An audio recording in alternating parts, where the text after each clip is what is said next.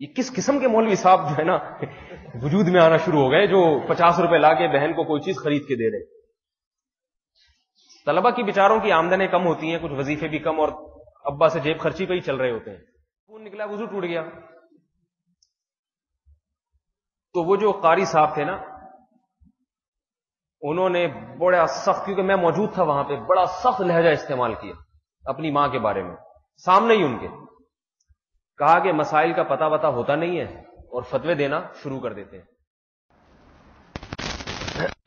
بیان میں تاخیر مجھے غلط فہمی کی وجہ سے ہوئی ہے. میں سمجھ رہا تھا کہ یہاں نماز ہے 9:15 بجے, کیونکہ جامعہ کی نمازوں کے اوقات تھوڑے عام مساجد کی ترتیب سے مختلف ہوتے ہیں, تو اس لیے میں 9:15 کے حساب سے گھر سے نکلا ہوں. پھر بعد میں پتہ چلا کہ 9 بجے نماز ہے.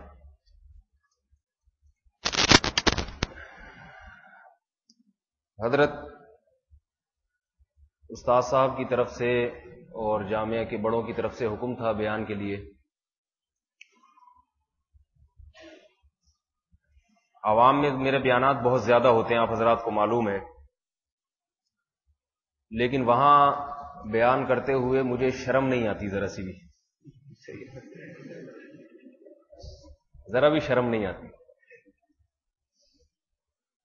آپ لوگ میں بیان کرتے ہوئے شرم بھی آتی ہے اور ڈر بھی لگتا ہے. شرم اس لیے آتی ہے کہ اس ادارے میں ہم سے بڑے بڑے حضرات موجود ہیں, لیکن پھر یہ سوچ کر ہمت ہوتی ہے کہ بڑوں نے یہ تو نہیں کہا کہ واعظ و نصیحت کرو, بیان کا کہا ہے, تو بیان تکرار کو بھی شامل ہے اور واعظ و نصیحت کو بھی شامل ہے. بیان کہتے ہیں کسی چیز کو کھول کھول کے بیان کر دینا, اور واعظ کہتے ہیں کسی کو نصیحت کرنا. واعظ جو ہے یہ پیغمبروں کا اور علماء کا کام ہے جو خود بھی عمل کرتے ہیں. تو ہمارا اپنا عمل نہیں ہے تو آپ کو بیٹھ کے ہم واعظ و نصیحت کریں, تو میں نیت بیان کی کر لیتا ہوں, تبیین کی. بعض چیزوں کو کھول کھول کے بیان کر دو, جیسے تکرار میں طلبہ ایک دوسرے کے سامنے استاذ کے سبق کو کھول کھول کے بیان کرتے ہیں, تو مقصد یہ تھوڑی ہوتا ہے کہ دوسرے کو نصیحت کر رہے ہیں کہ تم ایسے ہو اور تم اس پر عمل کرو. تو یہی نیت ہوتی ہے, اور بڑوں کا مقصد بھی یہی ہے. ان کو بھی پتہ ہے کہ یہ کوئی اتنے پہنچے ہوئے بزرگ نہیں ہے کہ ان سے ہم طلبہ کو نصیحتیں کروائیں, اتنی خوش فہمی میں ہم مبتلا نہیں ہیں. تو آپ لوگ بھی اسی نیت سے سنیے گا کہ یہ تکرار ہے, کہنے والے کا خود اس پر عمل ضروری نہیں ہے کہ یہ خود بھی اس پر عمل ہے یا نہیں. مضامین آتے ہیں نا کہ مضمون کا انتظامیہ سے, اس مضمون میں جو نظریہ ہے اس کا انتظامیہ سے متفق ہونا ضروری ہے. وہ اخبار میں ایک اس طرح کا وہ آتا ہے, مجھے پورے الفاظ یاد نہیں. انتظامیہ کا کالم نگار کی رائے سے متفق ہونا ضروری نہیں ہے. تو یاد رکھیں کہ میں جو بیان کر رہا ہوں تو خطیب کا اپنے بیان پر عمل کرنا یہ ضروری نہیں ہے, یہ سمجھ لیں, آپ سمجھ جائیں میں کیا کہنا چاہ رہا ہوں. اسی نیت سے کہ اللہ ہمیں بھی عمل کی توفیق عطا فرمائے. اور دوسری چیز جس سے ڈر لگتا ہے یہاں بیان کرتے ہوئے وہ یہ کہ میرے بڑوں میں کوئی, استاذوں میں کوئی سن نہ رہا ہو چھپ کے. عوام کے سامنے بات ہوتی ہے تو غلطیوں کو پکڑنے والا کوئی نہیں ہوتا, تو اس لیے سب چلتا ہے. یہاں بیان کرتے ہوئے ڈر یہ لگتا ہے کہ یہ اوٹ پٹانگ قسم کی بات ایسی جو بجائے قرآن حدیث کے موافق ہونے کے مخالف نہ ہو, تو انسان تھوڑا سا ہوشیار ہو جاتا ہے. بہرحال ذہن میں ایک چیز سوچی ہوئی تھی بہت عرصے سے کہ طلبہ کے سامنے کبھی موقع ملا بات کرنے کا تو وہ بات طلبہ کے سامنے رکھوں. میرا گلا جو ہے تھوڑا بیٹھا ہوا ہے, 1 ہفتہ ہو گیا تقریباً, آواز بیٹھی ہوئی ہے, تو اس لیے اسی بیٹھی ہوئی آواز کے ساتھ آپ سنیں, بولا نہیں جا رہا بالکل.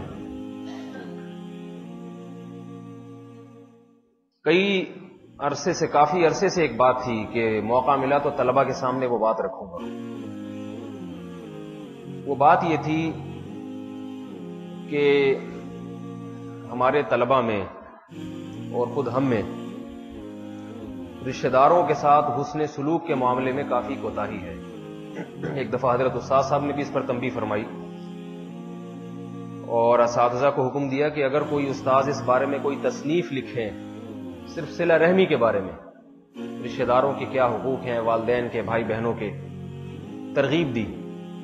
میرا اس وقت ارادہ ہوا کہ میں اس بارے میں کوئی تصنیف لکھتا ہوں، لیکن میرا خیال ہے اس بات کو 3 سال ہو گئے، ابھی تک توفیق نہیں ملی کوئی تحریر لکھنے کی. مگر حضرت استاد صاحب نے جب اس طرف توجہ دلائی تو کم از کم اس بارے میں بیانات کرنے کی تھوڑی بہت توفیق مل گئی. اور جب میں نے بیانات کرنا شروع کیے، اس بارے میں کچھ مطالعہ شروع کیا، تو اندازہ ہوا کہ صلہ رحمی کی شریعت میں اتنی زیادہ ترغیب ہے کہ واقعتاً اس بارے میں بہت زیادہ کوتاہی. اور اگر یہ کہا جائے کہ جو علم دین کے حاملین ہیں وہ بھی اس بارے میں بہت زیادہ کوتاہی کا شکار ہیں، تو یہ دعویٰ غلط نہیں ہوگا. تو آپ حضرات کی توجہ اس طرف دلانی ہے کہ اللہ رب العزت نے یہ جو خونی رشتے پیدا کیے ہیں، ان میں سب سے پہلے والدہ اور والد، بھائی اور بہن، پھر چچا، پھوپھی، ماموں، خالہ، پھر چچازاد بھائی، چچازاد بہنیں، خالازاد بھائی، خالازاد بہنیں، ماموزاد بھائی، ماموزاد بہنیں، پھوپھیزاد بھائی اور پھوپھیزاد بہنیں. یہ جو قریبی رشتے ہیں نا، ان کی بہت زیادہ شریعت میں اہمیت ہے. ان کے ساتھ رشتہ داری جوڑنے کی، محبت کا تعلق قائم کرنے کی، ان پر خرچ کرنے کی. اس بارے میں قرآن مجید کی کچھ آیات اور احادیث آپ کے سامنے، اور اکابر کے وہ واقعات جو ہم نے اپنی آنکھوں سے دیکھے ہیں، وہ واقعات انشاءاللہ آپ کے سامنے رکھوں گا، تو آپ کو بھی اندازہ ہوگا کہ ہم اس بارے میں کس قدر کوتاہی کا شکار ہیں. طلبہ اس بارے میں اس لیے کوتاہی کا شکار ہوتے ہیں کہ علم کی یہ صفت ہے کہ انسان میں احساس برتری پیدا کر دیتا ہے. علم پہلے تو کچھ نہیں آتا، جب بہت کچھ آتا ہے تو پھر سب سے پہلے اپنے ابا کو، باپ کو لوگ سمجھتے ہیں کہ یہ بیچارے فارغ ہیں، بالکل انہیں تو کچھ نہیں آتا، مجھے بہت کچھ آتا ہے. والدہ کے بارے میں خیال ہوتا ہے اسے تو نماز نہیں پڑھنی آتی. ایک صاحب کو میں نے خود دیکھا کہ چھوٹے بچے کو قرآن پڑھا رہے تھے گھر میں، کوئی اسی گھر کا کوئی فرد. بچے نے کہیں کھجایا ہوگا تو خون نکل گیا، دانا پھوٹ گیا. تو ماں نے اپنے بیٹے سے کہا کہ جو پڑھانے والا وہ بھائی تھا، ماں نے اپنے اس بیٹے سے کہا جو قاری صاحب تھے، پڑھانے والے تھے، کہ بھئی بچے سے کہو کہ وضو کر کے آئے، اس کا تو خون نکلا، وضو ٹوٹ گیا. تو وہ جو قاری صاحب تھے نا، انہوں نے بڑا سخت، کیونکہ میں موجود تھا وہاں پہ، بڑا سخت لہجہ استعمال کیا اپنی ماں کے بارے میں، سامنے ہی ان کے کہا کہ مسائل کا پتہ وتا ہوتا نہیں ہے اور فتوے دینا شروع کر دیتے ہیں. نابالغ بچے کا خون نکل جائے تو وضو نہیں ٹوٹتا. مجھے اس وقت خیال ہوا کہ نابالغ بچے کا وضو کا حکم دے دینا، اس میں تو شاید شرعی قواعد نہیں ہوگی، لیکن ماں کے لیے ایسا لب و لہجہ اختیار کرنا کہ مسائل کا پتہ ہوتا نہیں ہے اور فتوے دینا شروع کر دیتے ہیں. تو بتاؤ، جس قرآن پر خود عمل نہیں ہو رہا، جو قرآن بچوں کو پڑھا رہے ہیں، اس قرآن میں کتنی جگہ آتا ہے وَبِالْوَالِدَيْنِ احسانا. ماں کے لیے ایسا لفظ استعمال کرنا کہ مسائل کا پتہ ہوتا نہیں اور فتوے دینا شروع کر دیتے ہیں، یہ والدین کے ساتھ حسن سلوک سے اس کا کوئی تعلق ہو سکتا ہے؟ وَاخْفِضْ لَهُمَا جَنَاحَ الذُّلِّ مِنَ الرَّحْمَةِ وَقُلْ رَبِّ ارْحَمْهُمَا كَمَا رَبَّيَانِي صَغِيرًا. یہ تو ہر ایک کے لیے، مفتی کے لیے بھی ہے، قاری کے لیے بھی ہے، عالم کے لیے بھی ہے، ڈاکٹر کے لیے بھی ہے، انجینئر کے لیے بھی ہے. قاری چاہے 7 اشرا کا قاری ہو یا حسن قرات کا ہر سال مقابلہ جیتتا ہو، اللہ نے اس میں استثناء نہیں کیا ہے. ماں باپ کے بارے میں بھی، چاہے گنہگار ہوں چاہے نیک ہوں، نمازی ہوں بے نمازی ہوں، مسائل کا علم ان کو نہ ہو یا ہو، ہے مسائل کا علم یا نہیں ہے، اس سے کوئی فرق نہیں پڑتا. پھر مسائل کا علم نہ ہونے کے باوجود مفتی بننے کی کوشش کرتے ہیں یا نہیں کرتے، کوئی تفریق نہیں ہے. صبح و شام ہم اصول فقہ میں یہ اصول پڑھتے رہتے ہیں کہ کتاب اللہ کے عام کو بغیر کسی دلیل کے، دلیل قطعی کے خاص نہیں کیا جا سکتا. صبح و شام پڑھ رہے ہیں، حتیٰ کہ صحیح بخاری کی حدیث جو خبر واحد کے درجے میں ہو، اس کے ذریعے بھی کتاب اللہ کے عام کو خاص نہیں کیا جا سکتا. تو اجتہادی اور اختلافی مسائل میں تو یہ اصول اتنا سخت، لیکن جہاں قرآن کہتا ہے وَبِالْوَالِدَيْنِ احسانا، ماں باپ سے اچھا سلوک کرو، صاحبہما فی الدنیا معروفا، دنیا میں ان کے ساتھ بھلے طریقے سے پیش آؤ، تو فوراً کتاب اللہ کے عام سے اپنی والدہ محترمہ کو خاص کر دیتے ہیں بغیر کسی دلیل کے، محض ظن اور تخمین کی بنیاد۔ ہوتا ہی نہیں ہوتا یہ، حالانکہ یہاں کتاب اللہ کی آیت یہ والدین کے بارے میں عام ہے اور قطعی ہے، اور اس پر اجماع ہے کہ ہر قسم کے والدین کو شامل ہے۔ یہ قرآن مجید نے بہت واضح لفظوں میں بتایا وَإِن جَاهَدَاكَ عَلَىٰ أَن تُشْرِكَ بِي مَا لَيْسَ لَكَ بِهِ عِلْمٌ فَلَا تُطِعْهُمَا وَصَاحِبْهُمَا فِي الدُّنْيَا مَعْرُوفًا۔ دیکھیں اللہ کا سب سے بڑا نافرمانی کے درجات ہیں۔ ایک درجہ نافرمانی کا یہ ہے کہ والدین مسلمان ہوں اور کسی کبیرہ گناہ کے مرتکب ہوں، یہ بھی نافرمانی کا ایک درجہ ہے۔ ایک درجہ نافرمانی کا یہ ہے کہ والدین کافر ہوں لیکن مشرک نہ ہوں۔ بعض کافر تو ہوتے ہیں، مشرک نہیں ہوتے، یہ نافرمانی کا اس سے بڑا درجہ ہے۔ اس سے بھی بڑا درجہ کیا ہے کہ والدین کافر بھی ہوں اور کفر کے ساتھ ساتھ شرک والا کفر، ان الشرک لظلم عظیم، اس سے بڑی نافرمانی نہیں ہو سکتی، اور اس سے بڑی یعنی شرک سے بڑی نافرمانی نہیں ہو سکتی۔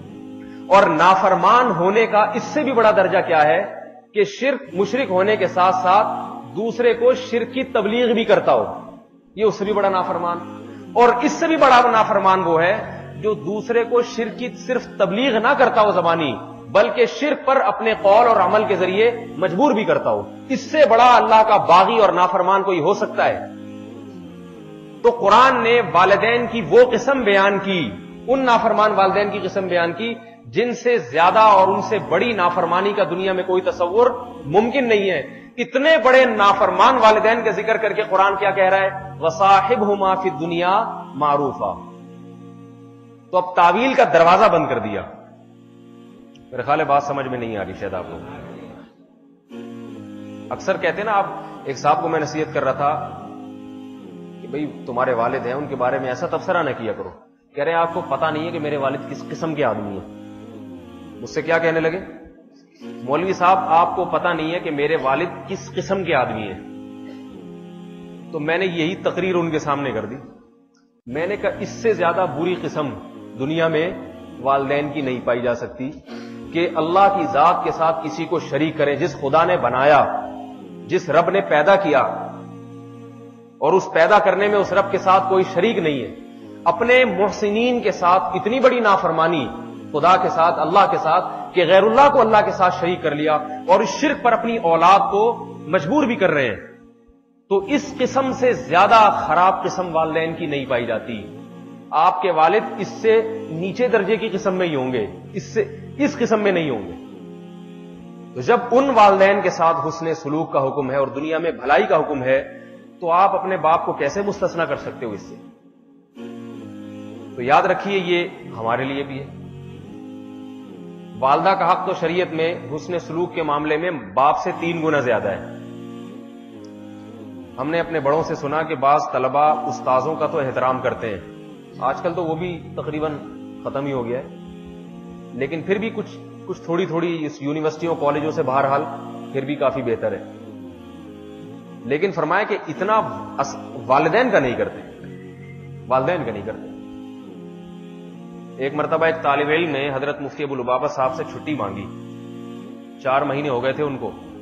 مسئلہ یہ کہ جو شادی شدہ ہے 4 مہینے کتابوں میں لکھا ہے کہ اپنی زوجہ سے دور نہیں رہ سکتا۔ تو وہ چھٹی مانگنے لگے۔ استاد جی نے پوچھا کہ بھائی وجہ کیا ہے؟ اس نے کہا میں شادی شدہ ہوں، 4 مہینے ہو گئے، مجھے جانا ہے۔ آپ کو معلوم ہے استاذ محترم حضرت مفتی ابو لبابہ صاحب کو جب غصہ آتا ہے تو استاد جی کا ذرا اسٹائل تھوڑا سا وکری ٹائپ کا ہو جاتا ہے۔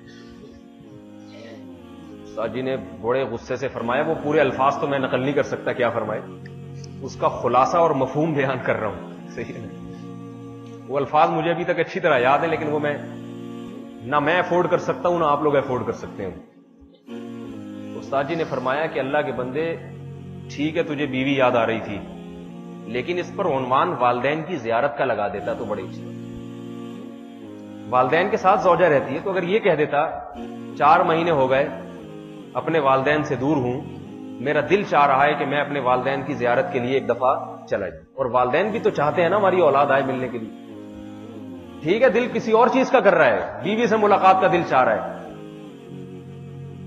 لیکن جب والدین موجود ہیں، زندہ ہیں، تو آپ مجھے بتاؤ والدین کو اگر پتا چلے گا کہ اس کے دل میں اس زوجہ اور بیوی کی چاہت تو ہے، اس کے لیے تو تڑپ رہا ہے ملاقات کے لیے، لیکن اس کو یہ خیال نہیں آیا کہ 4 مہینے کیا 4 سال ہو گئے ہیں میں نے اپنے والد اور والدہ کی زیارت نہیں کی۔ اگر والدین کو یہ پتا چلے گا کہ اس زیارت کے لیے اس کے دل میں ذرا بھی خیال اور جذبہ پیدا نہیں ہوتا، تو والدین کو کس قدر تکلیف ہوگی۔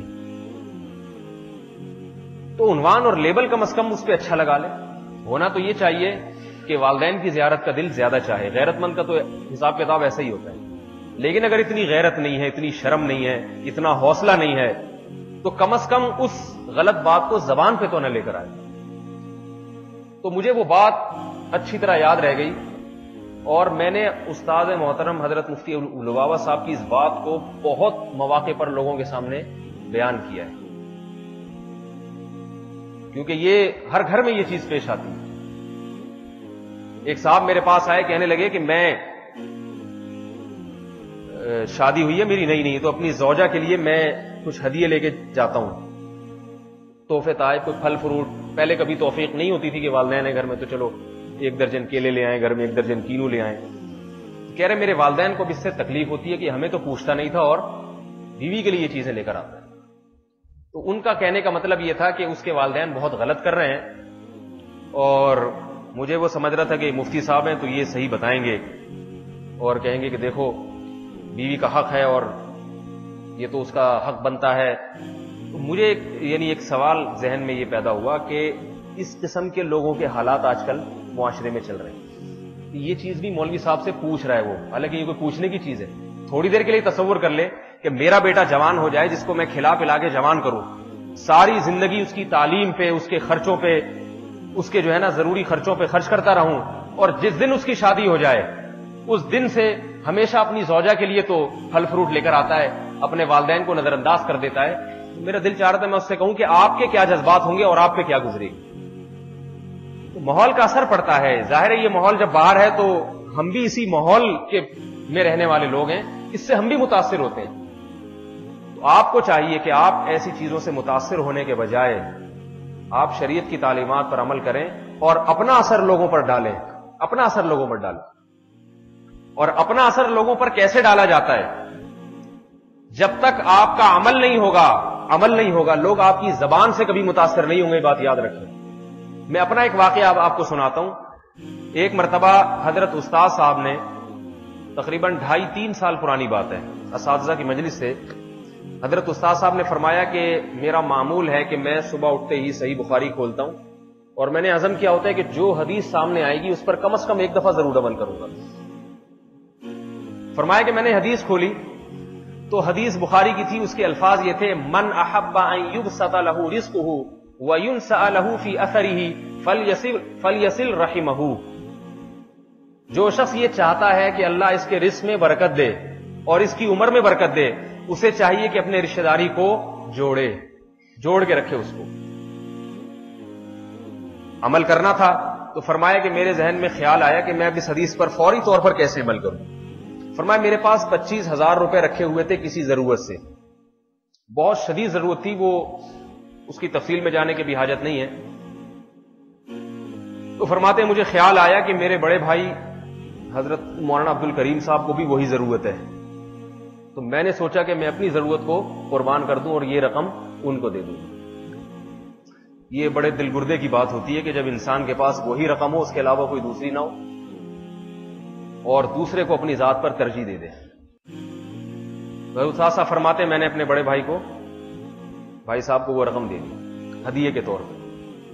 میں یہ واقعہ سن کے بڑا حیران اس لیے ہو رہا تھا کہ تھوڑا سا اس قسم کا ہم نے آج تک جو دیکھا تھا نا وہ ہم جب کہتے ہوئے بھی اچھا نہیں لگتا، لیکن بہرحال ایک مشاہدہ ہے۔ مولویوں کے بارے میں مشہور ہے کہ چندہ مانگنا جانتے ہیں، چندہ خرچ کرنا نہیں جانتے. ایک صاحب مجھے کہہ رہے تھے کہ آج تک میں نے کسی مولوی صاحب کو خود مسجد کے ڈبے میں 50 روپے بھی ڈالتے ہوئے نہیں دیکھے, خود کبھی نہیں دیکھا. اللہ نے ہمیں ایسے اکابر سے تعلق عطا کیا ہے کہ الحمدللہ وہ خود عمل کرتے ہیں. سارے مولوی ایسے نہیں ہوتے, بہت سے مولوی اچھے بھی ہیں, لیکن عوام تھوڑی سی مسالہ بھی زیادہ لگا کے پیش کرتی ہے, یہ بھی یاد رکھیں. الحمدللہ آج بھی ہم نے علماء میں سخاوت دوسروں سے زیادہ دیکھی ہے. اتنی غربت کے باوجود بھی دوسروں سے زیادہ کھلاتے پلاتے ہیں, لیکن آپ کو اس لیے بتا رہا ہوں کہ تھوڑا عوام کے سامنے بھی خرچ کر دیا کریں, ٹھیک ہے نا. خفیہ خرچ کرنے سے لوگ سمجھتے ہیں مولوی صاحب صبح سے شام کھا لے بکرے صدقات و خیرات, کیونکہ چندے مانگنا پڑتے ہیں نا, تو وہ لوگ کہتے ہیں مانگتے ہی رہتے ہیں, ہمیشہ مانگتے ہی رہتے ہیں, کبھی دیتے نہیں ہیں. تو کبھی کبھار لوگوں کے سامنے جب چندے کا اعلان کریں تو پہلے 1000 یا 500 کا نوٹ نکال کے خود کہیں گے میں یہ دیکھو یہ بھی ڈبے میں آپ کے سامنے ڈال رہا ہوں, میں افتتاح کر رہا ہوں. تو اس سے تھوڑا سا اچھا اثر پڑتا ہے. تو حضرت استاد صاحب نے فرمایا کہ میں نے وہ رقم ساری کی ساری 25,000 کی اپنے بڑے بھائی کو دے دی, اس کے علاوہ کوئی رقم استاد صاحب کے پاس اور نہیں تھی اس ضرورت کو پورا کرنے کے لیے. فرماتے اگلے دن میرے شاگردوں میں سے ایک ایسا شاگرد آیا جس کے بارے میں مشہور تھا کہ اس مالدار شاگرد تھا, مگر مشہور تھا کہ اس کی جیب سے آج تک کبھی کسی بزرگ یا اپنے استاذوں کے لیے ہدیہ نہیں نکلا. مشہور تھا. بعض لوگ کنجوسی میں عالمی شہرت حاصل کر لیتے ہیں, صحیح ہے نا, مشہور ہو جاتا ہے, کبھی نہیں نکلا اس کی جیب سے. ویسے تجسس کوئی کسی کے حالات کے بارے میں کرتا تھوڑی ہے کہ یہ کہاں خرچ کرتا ہے, لیکن بعض اتنے پتہ چل جاتا ہے اس کے حالات اور قرائن سے کہ بھائی یہ پیسوں کے علاوہ دنیا کی ہر چیز خرچ کر سکتا ہے. یعنی دنیا سے مراد چھوڑے اس کی تفصیل میں. حضرت استاد صاحب نے فرمایا کہ میں نے دیے. اگلے دن ایک صاحب آئے شاگردوں میں سے, انہوں نے استاد صاحب کو بہت اصرار کر کے ہدیہ دیا 2.5 لاکھ روپے, بہت اصرار کر کے. استاد صاحب فرماتے میرا ذہن فوراً گیا کہ 2.5 لاکھ میں اور 25,000 میں نسبت کیا ہے, 1 اور 10 کی, 1 اور 10 کی. تو اللہ کا وعدہ ہے نا 1 کے بدلے 10 دوں گا. آگے جو بات ہے نا وہ اس سے زیادہ عجیب ہے. میں اور آپ ہوتے اگر, پہلی بات تو یہ کہ اگر 25 رکھے ہوئے ہوتے تو ہم حدیث کا مطلب یہ لیتے, جو ہمارے طلبہ اور ہم لوگ تو یہی لیتے ہیں, جو اب حقیقت بتا رہا ہوں, کہ یہ حدیث اس صورت پر محمول ہے کہ جب کسی کے پاس 25 لاکھ روپے ہوں, یا خود ٹھیک ٹھاک مالدار ہو, کاروبار کے ذرائع ہوں, بلکہ اس سے بھی پہلے ہمارا ذہن اس طرف جاتا کہ حدیث میں جو صلہ رحمی کا حکم ہے تو صلہ رحمی صرف پیسوں سے نہیں ہوتی, صلہ رحمی کے اور بہت سارے ذرائع ہیں. اچھی طرح حسن بات کر لینا, کوئی کام اٹکا ہوا ہے یا کوئی خدمت, جسمانی خدمت کر لینا.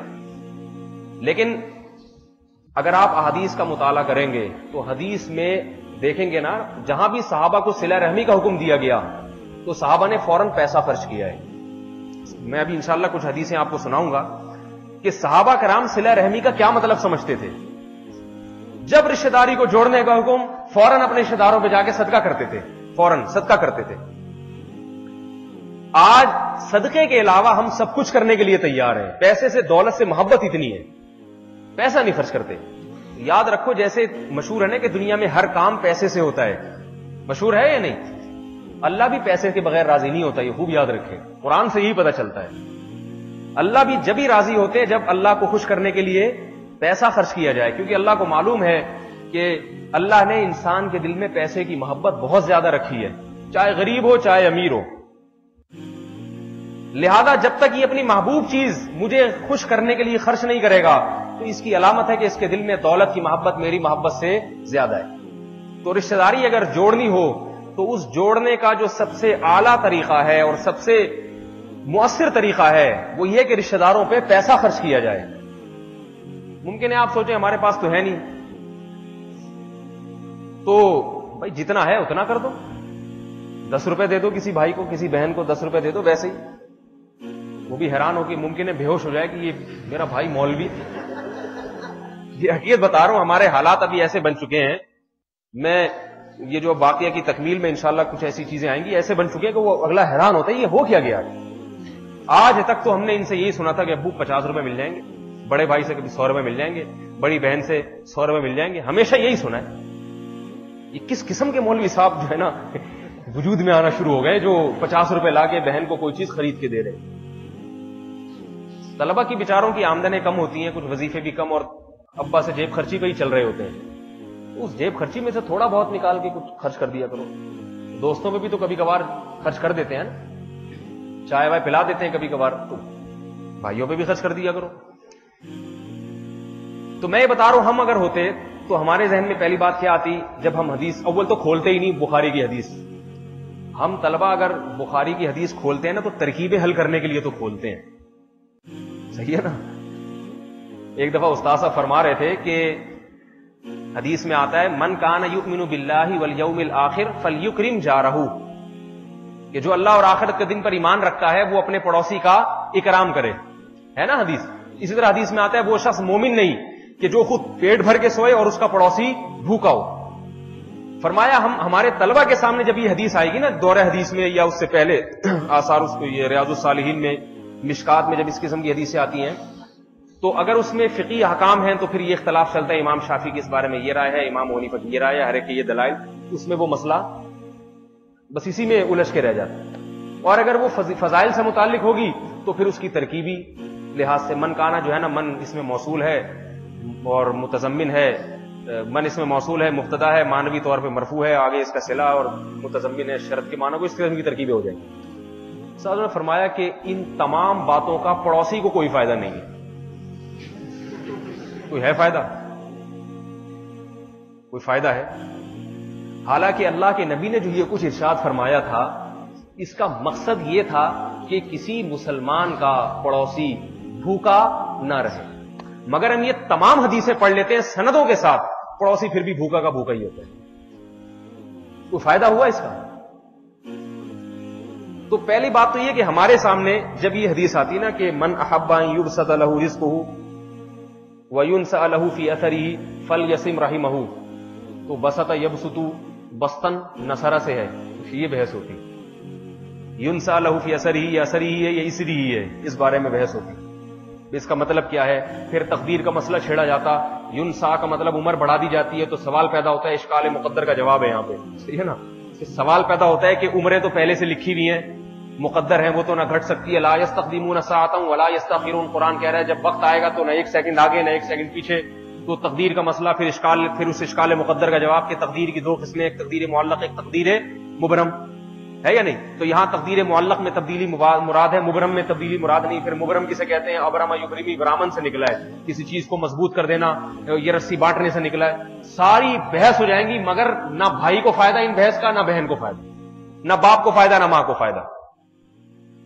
حالانکہ شریعت کا مقصد کیا تھا؟ جو یہ حدیث سنے گا اور جو طالب علم مدرسوں میں داخلہ حاصل کر کے ان حدیثوں کا صبح و شام تکرار سنے گا, کم از کم اس کے گھر میں تو رشتہ داری جوڑنے کا ماحول بن جائے گا. وہ پھر بھی نہیں بنتا. وجہ اس کی ہے کہ عمل کی طرف توجہ ہی نہیں ہے. تو ہم ہوتے تو پہلی بات تو یہ کہ اس کی ترکیبی عبارت میں, پھر اس کی لغوی تحقیق میں پڑھتے. دوسری بات, اگر ذہن جاتا عمل کی طرف تو سب سے پہلی تو اپنی غربت اور مسکنت جو ہے نا اس کا خیال آتا کہ ہم غریبوں کو صدقہ کا حکم نہیں, ہم تو خود اس لائق ہیں کہ ہم پہ فوراً ذہن میں آتا کہ اچھا یہ حدیث اپنے بڑے بھائی کو سناؤں گا, جب میں مدرسے آتا ہوں تو مجھے جیب خرچی نہیں دیتا.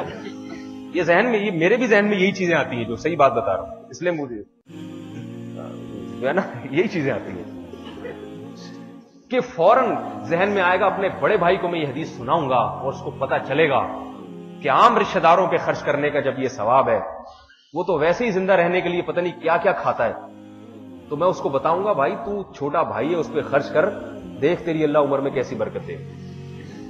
فوراً اس کے خلاف اور نفرت کے جذبات پیدا ہو جائیں گے کہ اتنی حدیثیں ہیں مگر اس کو خیال نہیں ہے, بڑے بھائی کو بھی خیال نہیں ہے, بڑی بہن کو بھی, اور ابا کو بھی, اماں کو بھی, نہ چچا میرا خیال کرتے ہیں, نہ ماموں, نہ پھوپھی, نہ پھپھا, کوئی بھی خیال نہیں کرتا میرا. اور اگر بالفرض یہاں سے بھی آپ اس چٹان کو بھی عبور کر گئے, شیطان نے یہاں بھی رکاوٹ پیدا نہیں کی, آپ تہجد گزار تھے, اشراق, اوابین اور بزرگوں سے تعلق, جس کی برکت یہ تھی کہ شیطان یہ وار بھی آپ پہ نہیں کر سکا, اور آپ کو خیال ہے کہ نہیں عمل کرنا ہے میں نے, تو پیسوں کی طرف ذہن نہیں جائے گا. پیسوں کی طرف فوراً ذہن جائے گا کہ اچھا ہمیں تو چاہیے کہ ہم ابا اماں کے ساتھ اچھے انداز سے بات چیت کریں, اور جب بھی وہ دعوت پہ بلائیں کوئی رشتہ دار تو ہمیں ان کی دعوت قبول کرنی چاہیے. آج کے بعد انشاءاللہ کسی چچازاد نے، پھوپھیزاد نے، چچا ماموں نے دعوت کی، کبھی نہیں ٹھکراؤں گا تاکہ ان کا دل نہ ٹوٹے. یہ ذہن جاتا ہے. رشتہ داری جوڑنے کا یہ مطلب کہ شادی بیاہ کی رسومات میں بلایا ضرور جاؤں گا، عقیقے کی دعوت کی ضرور جاؤں گا، تو میں اپنی مصروفیات جتنی مرضی ہوئی چھوڑ دوں گا ان. تو یہ اور بہت سارے اس میں ہیں، شیطان رکاوٹیں ڈالتا ہے.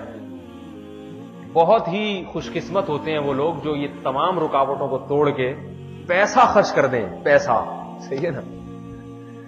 تو یہاں تک بھی ہو جاتا ہے، لیکن اگلا جو مرحلہ ہے نا جو استاد صاحب نے بتایا، وہ فرمایا کہ جب میرے پاس وہ 2.5 لاکھ کی رقم آئی تو میں نے سوچا کہ یہ اللہ نے یہ رقم مجھے صلہ رحمی کی برکت سے دی ہے، رشتہ داری جوڑنے کی برکت سے دی ہے، اس کے بدلے میں دی ہے. اس سے ایک ذہن اس طرف گیا کہ یہ رشتہ داری جوڑنا کتنا مبارک عمل ہے اور اللہ کو کس قدر محبوب ہے. تو میں نے وہ 2.5 لاکھ کے 2.5 لاکھ پورے اپنے بھائی بہنوں میں تقسیم کر دی. اس واقعے کا مجھ پر بڑا اثر ہوا. اثر سے مراد صرف ذہنی طور پہ کافی متاثر ہوا میں اس سے. صحیح ہے نا. باقی ایسے آثار کے ہم بھی 25 روپے لے جا کے کسی کو دے دیں، یہ تو آپ کو معلوم ہے، اس بارے میں ہم اور آپ برابر ہیں. ذہنی اثر بہرحال اتنا ہوا کہ 3-4 سال ہو گئے اس بات کو سنے ہوئے، یاد اچھی طرح سے آئی ہے، اور اس کو میں نے آگے عوام میں نقل بہت کیا اس واقعے کو، اور ایک مرتبہ اللہ نے مجھے اس پر عمل کی توفیق بھی عطا فرما دی. اس انداز سے نہیں کہ 25,000 خرچ کیے ہوں گے، اتنا نہیں. یہ عمل کی توفیق اس لیے عطا فرمائی کہ یاد رکھو جب کسی بڑے کا عمل سامنے آ جاتا ہے نا، عمل زبان سے 1000 تبلیغ اگر استاد صاحب کرتے رہتے ہیں، رشتہ داری کو جوڑو، رشتہ داری کو جوڑنا، حدیث میں کتنی ترغیبات ہیں. رسول اللہ صلی اللہ علیہ وسلم نے اس پر عمل کر کے بتایا. میں آگے حدیثیں سناؤں گا اللہ کے نبی نے رشتہ داری کو کیسے جوڑا ہے، خود جوڑ کے دکھایا آپ علیہ الصلوۃ والسلام نے. تو جب عمل سامنے ہوتا ہے تو پھر ترغیب ہوتی ہے. اس وقت میرے ذہن میں آیا کہ انشاءاللہ کبھی زندگی میں موقع ملا تو میں اس پر کسی نہ کسی درجے میں عمل کروں گا. ہونا تو یہ چاہیے تھوڑا تھوڑا تو روزانہ ہی عمل کرتا رہے نا. لیکن میں نے پہلے بتایا کہ مراسلہ رائے کی وہ اس سے متفق ہونا ضروری نہیں ہے، وہ پہلے بتایا تھا نا. میرے پاس ایک موبائل آیا، کسی نے مجھے ہدیہ دیا، بہت مہنگا موبائل تھا، اور اس موبائل میں بعض ایسی خصوصیات تھیں جو میرے لیے بڑی ضروری اور مفید بھی تھی. ایک دن میں نے اپنے بڑے بھائی کو دیکھا جن سے ہمیشہ میں جیب خرچی بھی لیتا رہا ہوں، نصیحتیں بھی سنتا رہا ہوں. کبھی زندگی میں ایسا نہیں ہوگا کہ میں نے 1 روپیہ بھی ان کو کبھی ہدیے کے طور پہ دیا ہو. تو انہوں نے میرا ہاتھ میں موبائل دیکھا، یہ 4-6 مہینے پرانی بات ہے. وہ موبائل مجھے بہت محبوب تھا، تو بڑے بھائی نے اور ہدیہ ملا تھا، وہ مجھ میں خریدنے کی اس وقت بہرحال سکت نہیں تھی اتنا مہنگا موبائل خریدنے کی، اور دوبارہ ہدیہ ملنے کی کوئی فوری طور پہ امید بھی نہیں تھی. صحیح ہے نا. یہ بھی ایک مسئلہ تھا. تو بڑے بھائی نے وہ موبائل میرے ہاتھ میں دیکھا، اس کو یوں چیک کیا، کہا بڑا زبردست موبائل ہے. اس وقت میرے ذہن میں خیال آیا کہ بسم اللہ کر کے حضرت استاد صاحب کی سنت کو زندہ کروں. دل پہ آرے چل رہے تھے. اور پھر میرے ذہن میں خیال آیا کہ تھوڑی دیر بیٹھ کے غور و فکر کر لیتا ہوں کہ اس کا متبادل اگر کچھ دے دوں. صحیح ہے نا. یہ تو میرے کام کی چیز ہے، مفید چیز ہے، کچھ متبادل ہو جائے. ایسے شیطان میں خیالات ڈالے نا ذہن میں. میں نے سوچا کہ بھئی یہ موبائل ہے نا، اس کے بغیر میں مر تھوڑی جاؤں گا. یاد رکھو جب نیکی کا خیال آئے نا تو جو اس وقت کر لے وہ کر لے. سوچ میں پڑ گیا نا کہ اب یہ پھر غور کریں گے، مشورہ کریں گے، ہو جائے، پھر نہیں ہوتا. بس میں نے بسم اللہ کر کے میں نے کہا یہ آپ کا ہو گیا. ایک ہی زندگی میں یعنی اچھا کام اگر کہہ سکتے ہیں نا، صلہ رحمی کے حوالے سے ایک ہی شاید کیا ہوگا. اس کے علاوہ مجھے کوئی ایسا واقعہ یاد نہیں پڑتا کہ کوئی ایسا خاص کام کیا ہو جس پہ گھر والے خوش ہوئے کہ ماشاءاللہ مولوی صاحب بھی رشتہ داری نبھانے لگے ہیں. ٹھیک ہے نا.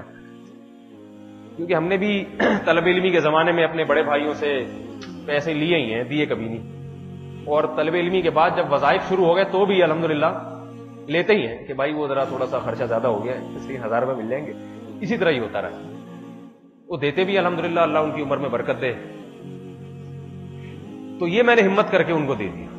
اس کے بعد بڑے وسوسے آئے کہ یار یہ نہ دیتا اور یوں کر لیتا اور یوں کر لیتا, لیکن کم از کم اس کا ایک فائدہ ہو گیا, بیان میں سنانے کے لیے ایک واقعہ کم از کم میرے پاس آ گیا. ٹھیک ہے, یہ کتنا بڑا فائدہ ہو گیا, کتنا بڑا فائدہ ہو گیا. اور اب تک پھر وہی موبائل لے کے, یہ نوکیا کا پرانا والا, یہ لے کے اپنی اوقات کے عین مطابق یہ گھوم رہا. صحیح ہے نا. تو میرا مقصد بتانے کا یہ کہ دیکھو اکابر کا ایک عمل سامنے آیا تو کبھی نہ کبھی اللہ نے توفیق عطا فرما دی نا, کبھی نہ کبھی.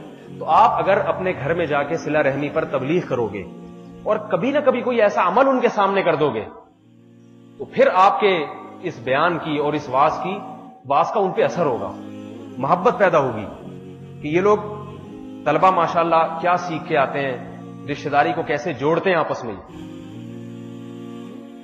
بہت زیادہ ترغیبات ہیں, جلدی جلدی میں اس کو سمیٹتا ہوں. میرا گلا بہت بیٹھا ہوا ہے, بڑی مشکل سے ہے نا مجھے بولا جا رہا ہے, تو دعا کریں بس جلدی جلدی یہ مکمل کر لوں, تکمیل کر لوں اس کی. رسول اللہ صلی اللہ علیہ وسلم نے اپنے قول و عمل سے کس قدر تبلیغ کی ہے صلہ رحمی کی.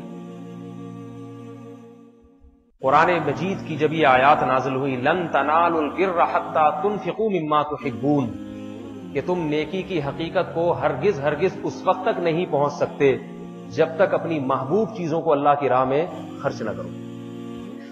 جب یہ آیات نازل ہوئی تو فوراً سوچ لیا کریں, ہم جب یہ آیات سنتے ہیں تو ہمارا کیا حال ہوتا ہے. کبھی ذہن میں نہیں آتا کہ اچھا چلو ہم بھی کچھ خرچ کر دیں اللہ کی راہ میں.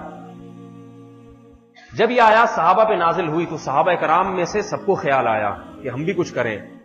ابو طلحہ رضی اللہ تعالی عنہ رسول اللہ صلی اللہ علیہ وسلم کے پاس آئے, صحیح بخاری کی حدیث ہے. عرض کیا کہ یا رسول اللہ نے حکم دیا ہے کہ تم نیکی کی حقیقت کو اس وقت تک نہیں پہنچ سکتے جب تک اپنی محبوب چیز کو اللہ کی راہ میں خرچ نہ کرو. تو یا رسول اللہ میں نے سوچا میری لیے جو سب سے محبوب ترین چیز ہے وہ بیرہا میرا باغ ہے. باغ ایک پراپرٹی ہوتی ہے, آپ کو معلوم ہے, زمین ہوتی ہے, جائیداد ہوتی ہے, آباد جائیداد. آج احسان آباد کا خالی پلاٹ جس پہ سندھیوں کے قبضے کا ڈر ہو, کسی میں اتنا دم نہیں ہے کہ وہ کسی کو اپنے رشتہ داروں کو ہدیہ دے دے. اتنا دم نہیں ہے, اتنا حوصلہ نہیں ہے. اور صحابی وہ زمین جو باغ سے آباد ہے, پیداوار دے رہی ہے, اس کے بارے میں صحابی کو کیا خیال آ رہا ہے کہ اللہ کے رسول میں چاہتا ہوں اپنی اس محبوب چیز کو اللہ کی راہ میں صدقہ کر دوں. آپ صلی اللہ علیہ وسلم نے حکم دیا, فرمایا, پہلے تو فرمایا بخن ذاک مال رابح, فرمایا واہ واہ یہ تو بڑا قیمتی مال ہے, بڑا قیمتی مال ہے, حوصلہ افزائی فرمائی. پھر مشورہ لیا حضرت ابو طلحہ نے, یا رسول اللہ میں اس کو کہاں خرچ کروں, کہاں خرچ کروں. میں اور آپ ہوتے کہتے ہیں میں ایک مدرسہ بنانے والا ہوں, ٹھیک ہے نا, ان قریب ہے نہیں کوئی, لیکن دور حدیث سے فارغ ہونے کے بعد میرا اپنا ارادہ ہے. یہ بھی ٹھیک ہے, بہت اہم ذریعہ ہے شریعت میں, لیکن یاد رکھیں جب آپ بعد میں جا کے مدارس میں یا مختلف کوئی ممکن ہے اللہ کسی کو محتمم بنائے, تو جہاں مدارس پہ خرچ کرنے کی ترغیب دے لوگوں کو, ساتھ ساتھ انہی کے رشتہ داروں پہ بھی خرچ کرنے کی ترغیب دے. بعض حضرات کا طرز عمل دیکھا ہے کہ وہ بیانات جب بھی صدقہ اور خیرات کے کرتے ہیں تو اپنے مدرسوں کے بچوں کو تو سامنے لے آتے ہیں. لانا چاہیے, اس میں کوئی گناہ نہیں ہے, یہ دین کا بہت بڑا کام ہے, مگر 10 دفعہ اگر اس پر بیان ہوا تو ایک دفعہ کم از کم ان کو یہ بھی ترغیب ہونی چاہیے کہ بھائی اپنے بھائی بہنوں پہ بھی خرچ کرو. اس سے عوام پھر وہ ہوتی ہے کہ معلوم نہیں, یہ شریعت میں تو پھر رشتہ داری بھی ہے اور مدارس بھی ہے, سب کچھ ہے. یہ آپ حضرات کو اس لیے بتا رہا ہوں کہ آپ نے بھی بعد میں مستقبل میں جا کے کسی نے محتمم بننا ہے, کسی نے کوئی مدرسے کا ناظم بننا ہے. ناظم محتمم ایک ہی چیز کے 2 نام ہیں, صحیح ہے نا. تو مختلف ذمہ داریاں آپ کے کو سونپی جائیں گی. کوئی مسجد کا امام بنے گا تو مسجد میں پنکھا بھی لگوانا پڑے گا, تو کبھی جب مسجد میں پنکھا لگانے کی ترغیب دیں تو ساتھ ساتھ یہ بھی ترغیب دے دیا کریں, بھائی پڑوسی میں اگر کوئی غریب ہے اس کے گھر میں پنکھا نہیں ہے, ایک پنکھا وہاں لگا دیں, ایک پنکھا مسجد میں لگا دیں. صحیح ہے نا, دونوں مسجد میں نہ لگائیں, ایک وہاں لگا دیں, ایک یہاں لگا دیں, دوسرا پنکھا ہم کسی اور سے لگوا لیں گے یہاں. تو اس قسم کی بھی تھوڑی سی تعلیمات ہونی چاہیے. اللہ کے رسول صلی اللہ علیہ وسلم نے فرمایا کہ بخن ذاک مال رابح, پھر آپ نے فرمایا کہ یہ مال اپنے چچازاد بھائیوں کو دے دو. حضرت ابو طلحہ رضی اللہ تعالی عنہ نے وہ پورا باغ اپنے چچا کے بیٹوں کو ہدیہ کر دیا. تو ہمیں سوچنا چاہیے ہم نے کبھی اپنے چچا کے بیٹے کو 5 روپے بھی دیے کیا؟ 5 روپے صرف یہ سوچ کے کہ یہ میرے چچا کا بیٹا ہے، صرف یہ سوچ کے، اور کوئی وجہ نہیں ہے۔ مختلف مواقع پر تو ہدایہ کے لین دین ہو جاتے ہیں، لیکن صرف یہ جتلانے کے لیے، دیکھو دوستوں کو بھی انسان ہدیہ دے دیتا ہے، موقع آتا ہے، صرف یہ جتلانے کے لیے کہ یہ میرا بھائی ہے اور کوئی وجہ نہیں، اس لیے میں اس کو ہدیہ دے رہا ہوں۔ ایک دفعہ میں جب دور حدیث میں تھا تو میرے بڑے بھائی 10-11 سال مجھ سے بڑے، ان کو کسی بات پہ غصہ، انہوں نے میری ٹھکائی لگا دی پائپ سے، وہ بھی میں دور حدیث میں پورا مولوی بن چکا تھا، اور کمال کے اسی پگڑی والی حالت میں بیٹھا ہوا تھا گھر میں، ممکن ہے کچھ واضح و نصیحت جاری ہو، کیونکہ اکثر میں یہ اصلاحی پروگرام چلتا ہی رہتا ہے، کوئی پوچھے نہیں نا پھر بھی ہم نصیحتیں چلتی رہتی، تو اغلب یہی ہے، غالب یہی ہے کہ میں اس وقت بھی کسی نہ کسی کو نصیحت ہی کر رہا ہوں۔ اس حالت میں پگڑی بھی پہنی ہوئی تھی میں نے، بڑے بھائی کو پتہ نہیں کیا بات تھی، انہوں نے مجھے کوئی کام کا کہا تھا، میں نے نہیں کیا تو ان کو غصہ آیا، انہوں نے وہ پائپ رکھا ہوا تھا اٹھا کے 2-4 کھینچ کے لگائے۔ میں نے خیر انہیں کہا تو کچھ نہیں، لیکن مجھے غصہ بہت آیا۔ بڑے بھائی کا تعلق بھی چونکہ حضرت استاد صاحب سے تھا تو میں فوراً آیا، میں نے کیس دائر کر دیا دارالفتاء والارشاد میں کہ یہ ان کو بلایا جائے اور مقدمہ کیا جائے اور بتایا جائے کہ میری غلطی کیا ہے۔ مقصد یہ تھا کہ اگر میں ثابت ہو جاتا ہے کہ میں غلطی پر نہیں ہوں تو ان کو تنبیہ ہو تاکہ آئندہ وہ احتیاط کریں۔ حضرت استاد صاحب نے اس وقت کچھ نہیں کہا، بعد میں مجھے بلایا، میرا خیال یہ تھا کہ اب مجھے بھی بلائیں گے، ان کو بھی فون کر کے بلائیں گے، دونوں فریق آمنے سامنے بیٹھیں گے، پھر تصفیہ ہوگا کس کی غلطی، اور پھر ظاہر ہے مجھے یقین تھا کہ میں غلطی پر نہیں ہوں۔ استاد صاحب نے مجھے بلا کے کہا کہ فرمایا کہ مجھے پتا چلا ہے کہ آپ کے بڑے بھائی نے آپ کی ٹھکائی لگائی ہے، تو فرمایا ایسا کتنی بار ہو جاتا ہے، یہ ٹھکائیاں بار بار لگاتے ہیں؟ میں نے کہا نہیں، کافی عرصے کے بعد لگائی ہے، بچپن میں کبھی لگی تھی اور اس کے بعد اب دور حدیث میں جب پہنچا ہوں تو فراغت کے وقت، صحیح ہے نا۔ تو حضرت صاحب نے یہ نہیں مجھ سے پوچھا کہ بات کیا ہوئی تھی، کیوں لگائی ہے، یہ پوچھا ہی نہیں۔ وہ الفاظ بھی مجھے یاد رہ گئے، اور وہ بھی میں جب بھی صلہ رحمی پر بیان ہوتا ہے یہ واقعہ میں ضرور سناتا ہوں، خواہ عوام میں ہو یا آپ طلبہ میں ہو۔ اس سے بھی مجھے ذہنی طور پر بہرحال اس سے بھی میں کافی متاثر ہوا تھا۔ حضرت استاد صاحب نے فرمایا کہ بڑے بھائی کو بڑے ہونے کے ناطے اتنی اجازت ہونی چاہیے کہ چھوٹے بھائی کو سال میں ایک مرتبہ بغیر کسی وجہ کے ٹھکائی لگا دے، صرف یہ بتانے کے لیے کہ میں تمہارا بڑا بھائی ہوں۔ یہ تو متن تھا، پھر میں نے آگے اس کی شرح لکھی ہے، وہ یہ کہ دوست بھی دوست کو کسی وجہ سے مار سکتا ہے۔ جب دوست پہ ہاتھ اٹھا رہے ہیں تو کوئی نہ کوئی وجہ تو اس میں اتنا حق تو دوست کو بھی ہوتا ہے، تو بھائی میں اور دوست میں اور بھائی میں کوئی تو فرق ہونا چاہیے نا، باپ میں اور دوست میں کوئی تو فرق ہونا چاہیے، نہیں ہونا چاہیے؟ کسی وجہ سے تو دوست بھی مار دیتا ہے بھائی، باپ کو کم از کم اتنی اجازت تو دینی چاہیے کہ ابا آپ چونکہ والد ہو لہذا آپ کو صرف باپ ہونے کے ناطے مجھ پہ ہاتھ اٹھانے کی اجازت ہے۔ یہ تصفیہ کرنا کہ بڑے بھائی نے کیوں مارا اور باپ نے مجھ پہ ہاتھ کیوں اٹھایا، اولاد کے لیے یہ سوچنا، یہ کیوں کی بحث میں جانا، یہ اس کی علامت ہے کہ آپ اپنے باپ کو حقیقت میں باپ نہیں سمجھتے اور بھائی کو حقیقت میں بھائی نہیں سمجھتے۔ اس جملے کا اس وقت مجھ پہ اتنا اثر ہوا کہ وہ سارے نفرت کے اور حسد کے جو جذبات تھے الحمدللہ اسی وقت ختم ہو گئے۔ کوئی اور نصیحت کرتا شاید اثر نہ ہوتا،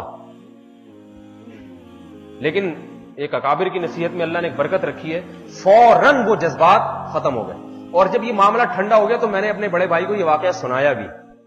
کیوں سنایا؟ تاکہ ان کو پتا چلے کہ ان کا جن اکابر سے ان کا تعلق ہے وہ گھروں کو جوڑنے کی کیسی کوشش کرتے ہیں، تاکہ ان کے دلوں میں بھی ہمارے بڑوں سے اور زیادہ عقیدت اور محبت پیدا ہو۔ جب بڑے کو پتا چلے گا کہ چھوٹے کو یہ نصیحت کی جا رہی ہے کہ سال میں ایک مرتبہ بلا وجہ بھی بھائی جو ہے نا چھوٹے بھائی پہ ہاتھ اٹھا سکتا ہے، یہ اس کو حق ہے، ایک سال میں ایک دفعہ سے زیادہ یا ہر مہینے ہونے لگے پھر تھوڑا سا بلائیں بھائی یہ تھوڑا زیادہ ہو رہا ہے حساب کتاب، ٹھیک ہے نا، سال میں ایک دفعہ تو چلتا ہے۔ تو یہاں بھی یہ بات ہے کہ اپنے رشتہ داروں پہ صرف یہ سوچ کے خرچ کر دیں کہ ان سے ہماری رشتہ داری ہے، یہ بھی ہونا چاہیے۔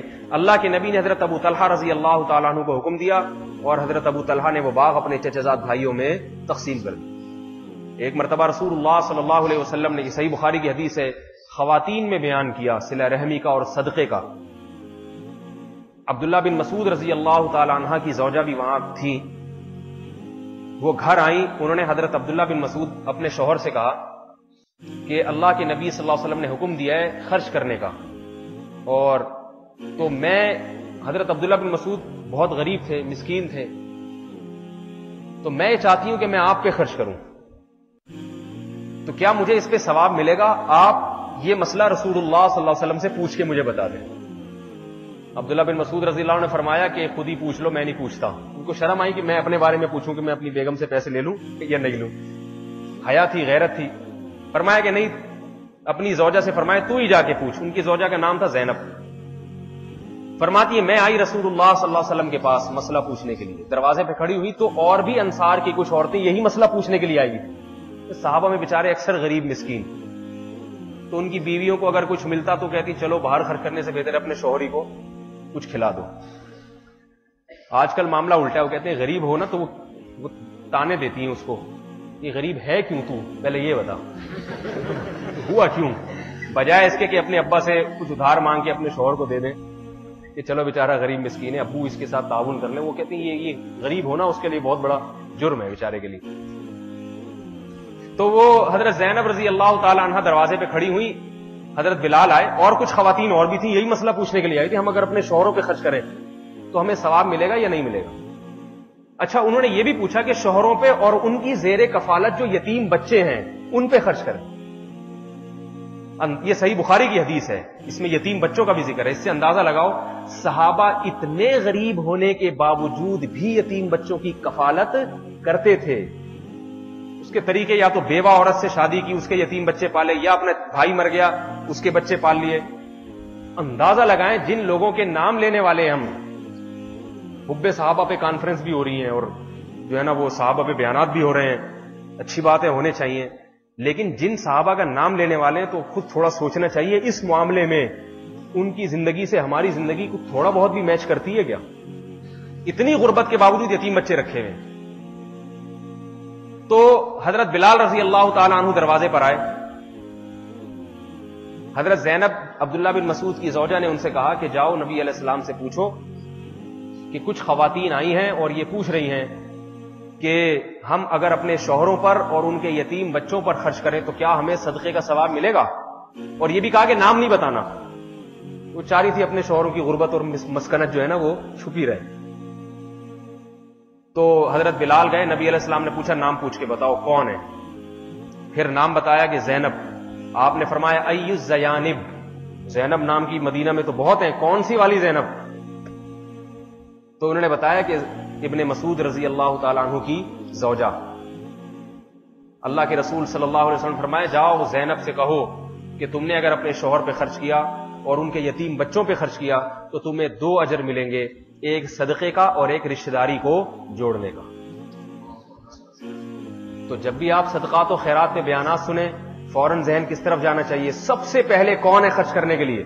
پہلی بات تو خرچ کرنے کا جذبہ پیدا کریں، چاہے کتنے، دیکھو 10 روپے ہیں تو 1 روپے کر دو، 8 آنے کر دو، خرچ کرنا بہرحال ضروری ہے۔ اللہ کے رسول صلی اللہ علیہ وسلم نے خرچ کرنے کی ترغیبات میں امیر اور غریب کا فرق نہیں رکھا ہے۔ آپ نے فرمایا اتقوا النار ولو بشق تمرۃ، جہنم کی آگ سے بچو اگرچہ کھجور کے ٹکڑے کے ساتھ کیوں نہ ہو۔ بتاؤ ایسا کیا یہ ممکن نہیں ہمارے لیے کہ ایک کھجور لا کے کسی پہ صدقہ کر دیں؟ ہم کسی رشتہ دار پہ، بھائی بہن کو ایک کھجور کی ایک ٹافی کھلا دیں، بہن کے بچے کو اب گھر جب جاتے ہیں نا جمعرات کو، تو بعض دفعہ ایسا ہوتا ہے کہ بعض طلبہ کی عادت ہے اپنی بہنوں جو شادی شدہ بہنیں ان کے گھروں میں بھی جاتے ہیں ملنے کے لیے، تو جا رہے تھے ان کے بچوں کے لیے 2-4 ٹافیاں خرید کے لے جائیں۔ یہ بھی بشق کی تمرۃ ان کی پر انشاءاللہ عمل ہو جائے، لے جائیں ان کو کھلا دیں۔ وہ بھی حیران ہوگی کہ آج مولوی صاحب کی سخاوت کیسے جوش مار رہی ہے، صحیح ہے نا، حیران ہو جائے گی۔ کر لے، اس سے تھوڑی محبت بڑھ جاتی ہے، اس سے یہ ہماری ذمہ داری ہے، یہ ضروری ہے، شریعت کے احکامات میں سے ایک بہت ضروری حکم ہے۔ واتقوا اللہ الذی تساءلون بہ والارحام، فرمایا اللہ سے ڈرو اور رشتہ داری سے ڈرو، یعنی ان کے حقوق کے معاملے میں اللہ سے ڈرو۔ تو آپ علیہ الصلوۃ والسلام نے کیا فرمایا؟ تمہارے لیے 2 اجر ہیں، ایک صدقہ کرنے کا اور ایک رشتہ داری کو جوڑنے کا۔ اور اللہ کے نبی نے خود اپنے رشتہ داروں کا کس قدر خیال کیا ہے، اس بارے میں صرف 2 حدیثیں، وقت چونکہ کم ہے اس لیے میں بہت مختصر انداز میں اس کو سمیٹ رہا ہوں، ورنہ اس بارے میں اگر احادیث کتابوں میں وہ تو بہت ہی زیادہ ہے۔ سرسری طور پر جو مجھے دیکھنے کا موقع ملا وہ بھی اتنی ہے کہ اگر بیان کرنا شروع کریں تو بہت زیادہ وقت ہو جائے گا، سمیٹتے ہوئے صرف 2 حدیثیں پیش کر رہا ہوں۔ رسول اللہ صلی اللہ علیہ وسلم نے صحابہ کرام کو حکم دیا کہ جب تم مصر فتح کرو تو مصر والوں کے ساتھ اچھا سلوک کرنا، اس لیے کہ ان کے ساتھ میرے لیے عہد بھی ہے، اور ان لی عندہم عہدن وسحرن او کما قال صلی اللہ علیہ وسلم، اور میرا سسرالی رشتہ بھی ہے ان کے ساتھ۔ وہ سسرالی رشتہ کیا ہے؟ ایک رشتہ تو یہ ہے کہ آپ صلی اللہ علیہ وسلم حضرت ہاجرہ کی اولاد میں ہیں، اور ابراہیم علیہ السلام نے جو حضرت ہاجرہ سے شادی کی تھی تو یہ مصر میں ہوئی تھی، حضرت ہاجرہ مصر کی رہنے والی تھی، تو آپ کو معلوم تھا کہ میرا نسب کہاں جا کے ملتا ہے، مصر سے میرا ننیال ملتا ہے، اس قدر خیال کیا آپ نے۔ اور دوسری بات، سسرالی رشتہ کیا تھا؟ آپ کی باندی جو نجاشی نے آپ کو بھیجی تھی ہدیے کے طور پہ، وہ مصر کی تھی، ماریہ قبطیہ، ان سے آپ کی اولاد بھی ہوئی۔ اس سسرالی، حالانکہ باندی ہے، بیوی بھی نہیں ہے، لیکن رشتہ ہو جاتا ہے، اس رشتے کا آپ نے خیال کیا کہ مصر سے چونکہ میری باندی مصر کی ہے، لہذا مصر والوں کے ساتھ اچھا سلوک کرنا۔ تو اپنے اندر یہ اوصاف پیدا کرنے چاہیے۔ آپ میں سے کسی کا اگر خدا نہ خواستہ کوئی سسرال ہے خدا نہ خواستہ اس لیے کہہ رہا ہوں کہ آج کل جو ہے نا وہ سسرال کو ایسا بنا کے پیش کیا جاتا ہے کہ لوگ ڈرتے ہیں کہ سسرال نہ ہو تو بھائی اچھا ہے، اس لیے کہہ رہا ہوں کہ اگر خدا نہ خواستہ کوئی سسرال ہے تو اس کے ساتھ اچھا سلوک کریں۔ اور دوسرا، حضرت صفیہ رضی اللہ تعالی عنہا، یہ پہلے یہودی تھیں، اسلام قبول کیا اور اللہ کے نبی سے ان کا نکاح ہوا۔ ان کی باندی حضرت عمر کے دور خلافت میں حضرت عمر رضی اللہ تعالی عنہ کے پاس آئی اور شکایت کی کہ صفیہ وہ ہفتے کے دن سے محبت بھی کرتی ہے اور یہودیوں کے ساتھ ان کے تعلقات بھی ہیں، یعنی گویا یہ ان سامنے جیسے کوئی اسرائیل کے ساتھ تعلقات ہو، یہ پیش کرنے کی کوشش کی کہ یہودی چونکہ اسلام دشمن ہے۔ حضرت عمر رضی اللہ تعالی عنہ نے فوراً حضرت صفیہ کے پاس قاصد بھیجا اور ان سے تفصیل پوچھی کہ آپ کیا مسلمان ہیں اور ہفتے کے دن سے محبت کیوں کر رہی ہیں آپ؟ تو انہوں نے بتایا کہ جب سے میں نے اسلام قبول کیا ہے اور اللہ نے جمعے کا دن ہفتے کے بدلے میں دے دیا تو میں جمعے کے دن سے محبت کرتی ہوں، ہفتے کے دن سے محبت نہیں کرتی۔ یہ غلط شکایت لگائی ہے۔ اور رہی یہ بات کہ میں یہودیوں سے اچھا سلوک کرتی ہوں، تو اس کی وجہ یہ ہے کہ یہودی میرے رشتہ دار ہیں، پہلے یہودی تھی، ان سے مسلمان ہوئی تو یہودیوں میں رشتہ داری ہے میری، اور اللہ کے رسول صلی اللہ علیہ وسلم نے رشتہ داری کو جوڑنے کا حکم دیا ہے، اس میں کوئی فرق نہیں ہے یہودی ہو یا عیسائی ہو، لہذا میں ان کے ساتھ ہدیے بھی بھیجتی ہوں اور ان رشتہ داری کو جوڑتی بھی ہوں۔ اس سے پتہ چلتا ہے کہ اللہ کے رسول صلی اللہ علیہ وسلم صحابہ کرام کا کیسا ذہن بنا کے گئے تھے کہ صحابہ کرام نے رشتہ داری کو جوڑنے میں یہودی، عیسائی، مسلم اور کافر کا فرق بھی ختم کر دیا تھا۔ حضرت عمر رضی اللہ تعالیٰ عنہ کے پاس اللہ کے رسول صلی اللہ علیہ وسلم نے ایک ریشمی جبہ بھیجا، آپ صلی اللہ علیہ وسلم کو چوغا بھیجا ریشمی، بھیجنے والا کون ہے؟ اللہ کے نبی صلی اللہ علیہ وسلم۔ کس قدر مبارک ہدیہ! حضرت عمر رضی اللہ تعالی عنہ نے اپنی ماں شریک بھائی کو جو مشرک اور کافر تھا اس کو ہدیہ کر دیا۔ حالانکہ حضرت عمر کی تو غیرت اور حمیت جو کافروں کے خلاف ہے وہ مشہور ہے، کافروں کے باب یہ جو آتا ہے نا اشداء علی الکفار، کافروں پہ سخت ہیں، اس کے سب سے پہلے مصداق اگر کہا جائے کہ حضرت عمر ہے تو شاید غلط نہیں ہوگا، جتنے سخت کافروں پہ حضرت عمر تھے اتنا شاید کوئی بھی نہیں۔ لیکن اور رشتہ بھی ماں شریک بھائی کا، بھائیوں میں ایک عینی ہوتا ہے، باپ اور ماں دونوں شریک، ایک صرف با شریک، اور تیسرے نمبر پہ کون آتا ہے؟ ماں شریک۔ جو تیسرے نمبر پہ بھائی آ رہا ہے مشرک، اس کو حضرت عمر رضی اللہ تعالیٰ عنہ نے وہ ہدیہ بھیجا۔ تو کبھی ایسا بھی ہونا چاہیے کہ آپ کو اگر کہیں سے ہدیہ ملے تو 100 ہدیے ملے، 99 اپنے پاس رکھیں، ایک دفعہ کبھی اپنے ایسے بھائی کو بھیج دے جو باپ شریک بھی ہے ماں شریک بھی ہے، کچھ تو حضرت عمر سے مشابہت ہو جائے گی، نہیں ہو جائے گی؟ اللہ تعالیٰ ہمیں ان باتوں پر عمل کرنے کی توفیق عطا فرمائے۔ تو ابھی سے نیت کر لیں، جب گھر جایا کریں تو تھوڑا بہت جو ہے کچھ ہدیہ ودیہ دے دیا کریں بہن بھائیوں کو۔ بہنوں کے معاملے میں ہمارے طلبہ غیر ضروری جو ہے نا کچھ تکبر کا معاملہ رکھتے ہیں۔ جب یہ مدرسوں میں پڑھتے ہیں نا تو ایک انسان کی فطرت ہے، علماء میں تھوڑا مردانگی کا عنصر زیادہ ہوتا ہے، حقیقت ہے یہ۔ اسکول کالج کے لڑکے یہ تو عجیب عجیب ان کی پینٹیں دیکھیں بیچارے، کس طرح سے لباس ان کا، کمریں کھلی ہوئی، عجیب سا لباس آ رہا ہے۔ ان میں زنانہ سب کی بات نہیں کر رہا، یہ میں ان والوں کی بات کر رہا ہوں جو اس وقت میرا بیان نہیں سن رہے، صحیح ہے نا، یا آئندہ انٹرنیٹ پر نہیں بھی سنیں گے، ان کی بات کر رہا ہوں۔ لیکن حقیقت ہے کہ ایک جو ہے نا یہ تھوڑا سا زنانہ پن اسکول کالج میں زیادہ آ رہا ہے. طلبہ میں یہ چیز نہیں ہوتی تو وہ بہنوں کے ساتھ، چھوٹی بہنوں یا بڑی بہنوں کے ساتھ اچھی طرح سے بات کرنا، سلام دعا کرنا، ان کے ساتھ بیٹھ کے گپ شپ کرنا، اس کو غیرت اور مردانگی کے خلاف سمجھتے ہیں. فوراً یہ آیت آ جاتی ہے الرجال قوامون علی النساء وللرجال علیہن درجہ. یہ آیتیں فوراً ذہن میں آتی، ہم تو قوام ہیں، حکمران ہیں. تو یاد رکھو جس قرآن میں یہ ہے اس قرآن میں بھائی بہنوں کے ساتھ اچھے سلوک کا بھی تو حکم ہے یا نہیں؟ اور نبی صلی اللہ علیہ وسلم سے زیادہ غیرت مند کون ہوگا؟ تو آپ علیہ السلام کی چیز اٹھا کے دیکھ لو کہ آپ علیہ السلام کا جو ہے اپنے قریبی رشتے داروں کے ساتھ، جن میں خواتین اور مردوں میں آپ نے فرق نہیں کیا، ان کے ساتھ کیا سلوک تھا. وہ دیکھ کے پھر ہمیں اس معاملے میں تھوڑی سی اپنی غیرت کو ختم کرنا چاہیے. خاص طور پہ بڑی بہنوں کے بارے میں ایک چیز کہ بڑی بہن جب ماں مر جاتی ہے نا تو بڑی بہن پورے کے پورے ماں کا کردار ادا کرتی ہے. ہر گھرانے میں ایسا ہو، اتنا ماحول خراب ہونے کے باوجود بھی الحمدللہ اتنا معاشرے میں ہمارے یہ ہے کہ ماں جب نہیں ہوتی تو بڑی بہن چھوٹے بھائی کو بالکل ماں والا حق دیتی ہے. وہ یہ سوچنا چاہیے بڑی بہن کے بارے میں کہ یہ میری ماں کی جگہ ہے. اگر میری والدہ نہ ہوتی تو یہ والدہ کی کمی 100% پوری کرتی. ہم تو دیکھتے ہیں گھروں میں بڑی بہن چھوٹے بھائیوں کو اتنی محبت سے پالتی ہے، بھائی کبھی چھوٹی بہن کو ایسی محبت سے نہیں پالتا، اس کو اتنی محبت نہیں دے. لیکن بہن جو ہے نا بڑی، وہ چھوٹے بھائی کو بڑی محبت دیتی ہے. لیکن جب انسان جوان ہوتا ہے تو بچپن کی ان تمام محبتوں کو وہ بھول جاتا ہے. تو آپ اگر طالب علم ہیں تو آپ کو چاہیے کہ آپ نہ بھولیں، ان چیزوں کا خیال کریں. اور رشتہ داروں میں سب سے پہلے میں نے بتایا والدین کے بعد بھائی بہن ہیں، اس کے بعد پھر چچا، ماموں، خالہ، یہ رشتے ہیں. یہ اس لیے کہ دور دور کے رشتہ داروں کا تو بعض دفعہ خیال کیا جاتا ہے، ان رشتہ داروں کو نظر انداز کر دیا جاتا ہے. اللہ تعالیٰ جو کچھ کہا سنا اس پر عمل کی توفیق عطا فرمائے. جی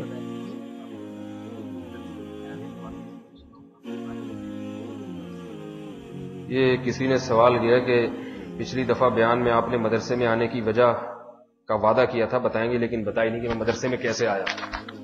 تو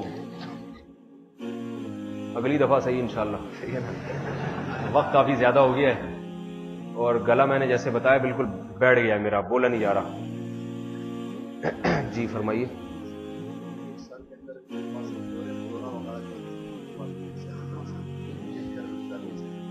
یہ سوال کر رہے ہیں کہ چھٹیوں میں بھی طلبہ دورہ وغیرہ کرتے ہیں، والدین سے ملاقات نہیں کرتے، گھر نہیں جاتے، وہ پورا سال پھر یہیں گزار دیتے ہیں. تو یہ چھٹیوں میں کتنی دفعہ والدین کی زیارت کے لیے جانا چاہیے؟ تو میرا خیال ہے اگر چھٹیاں ہیں تو کم از کم چکر تو لگانا چاہیے والدین کی زیارت کے لیے. صحیح ہے نا. اور اگر آپ یہ سمجھتے ہیں کہ اس قسم کا دورہ ہو رہا ہے کہ اس نقصان کی تلافی نہیں ہو سکے گی، تو اس کا طریقہ یہ کہ اپنے والدین کو فون کر کے ان سے اجازت لے لی جائے، ان کا لب و لہجہ دیکھ لیا جائے کہ اگر وہ بخوشی اجازت دے رہے ہیں، خوش ہو رہے ہیں. بعض دفعہ والدین خود چاہتے ہیں کہ ہمارے بچے کا مستقبل بنے اور وہ جو ہے نا وہ علم کو ترجیح دے، وہ خود راضی نہیں ہوتے کہ تم وہاں سے دورہ چھوڑ کر آؤ. تو ان کے لب و لہجے سے اندازہ ہو جائے گا کہ وہ کس چیز میں خوش ہیں. اور اگر وہ پھر بھی یہ چاہ رہے ہیں کہ آپ آئیں، پورے سال آپ نے وہاں گزارا تو آئیں، تو پھر جانا ہے. میرا خیال یہ کہ جانا چاہیے. پھر اتنا تو والدین کا حق بنتا ہے کہ پورے سال ہو، نہیں گیا تو اب تو جائے گا مسئلہ. یہ دورہ پھر بعد میں کر لیں.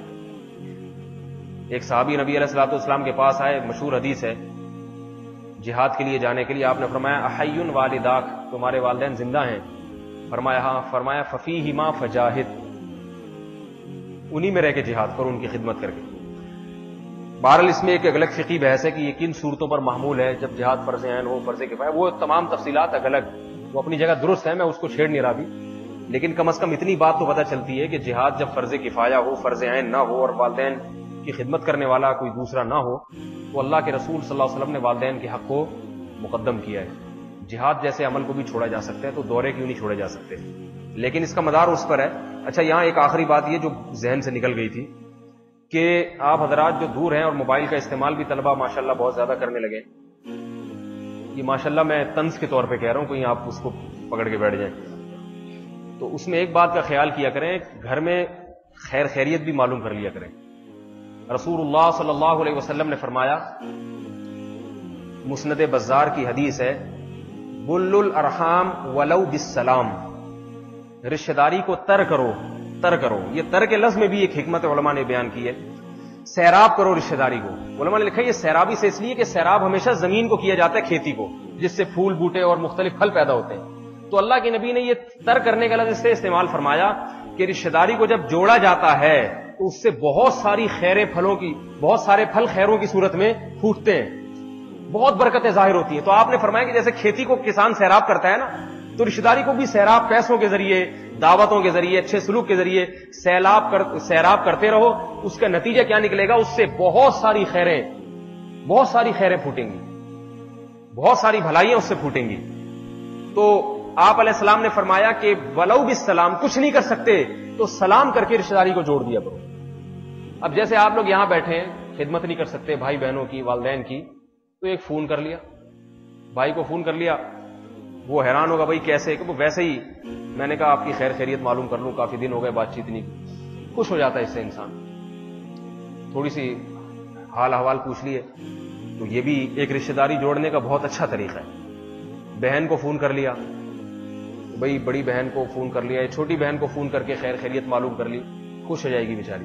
تو میرے بڑے بھائی نے مجھے مدرسے میں بیٹھ کے اتنے خشک ماحول میں بیٹھ کے فون کیا، صحیح ہے، خشک ماحول میں، صحیح ہے نا، مجھے فون کر کے یاد رکھا اس نے. تو یہ بھی اس سے بھی بڑے اچھے اثرات پڑتے ہیں. میں نے جب سے خود اس پہ بیان کرنا شروع کیا تو تھوڑا تھوڑا مجھے بھی خیال آیا کہ میں بھی تھوڑا تھوڑا عمل کرتا ہوں. تو میں نے اس کے تھوڑی بہت دو مشاہدات دیکھے نا کہ فون کرنے کا بڑا اچھا اثر ہوتا ہے. آپ بیٹھے بیٹھے ایسی 2-4 دن کے بعد فون گھما لو، کبھی بہن کو کبھی بھائی کو، اتنے اچھے اثرات اس کے پیدا ہوتے ہیں، ایسی محبت کا ماحول بن جاتا ہے کہ میں بتا نہیں سکتا. اس وقت مجھے خیال ہے کہ اللہ کے رسول صلی اللہ علیہ وسلم نے یہ جو حکم دیا نا، بل الارحام ولو بالسلام، کچھ نہ ہو تو سلام کر کے رشتہ داری کو جوڑو، یہ ایسے ہی معمولی حکم نہیں ہے. اس سے بھی فرمایا بلو، یعنی کیا فرمایا؟ اس سے بھی کھیتی کو سیراب کرو. اس کے بھی سیراب جب کرو گے تو کھیتی کو جب بھی سیراب ہوگا، کچھ نہ نکلے تو گھاس پھوس تو پیدا ہو ہی جاتا ہے نا، کچھ نہ کچھ اس سے انشاءاللہ محبت کا ماحول پیدا ہوگا، کچھ نہ کچھ اس سے پھل پیدا ہوں گے ضرور. تو موبائل ہوتا ہے آپ لوگ کے پاس، مس کال نہیں دینا شروع کر دیں کہیں، صحیح ہے نا، تاکہ وہ فون کرے. اس سے یہ ہے نا، وہ جو رہی صحیح فصلیں وہ بھی تباہ برباد ہو جائیں گی، وہ بھی تباہ برباد. تو ایک آدمی کے گھر جو ہے نا آگ لگ گئی، کنجوس آدمی تھا، گھر میں آگ لگ گئی، پورا سامان جل گیا. تو بعد میں لوگوں نے کہا کہ فائر بریگیڈ والوں کو تم نے بلایا نہیں؟ کہہ رہے میں نے مس کال دی تھی ان کو، لیکن انہوں نے دوبارہ فون ہی نہیں کیا.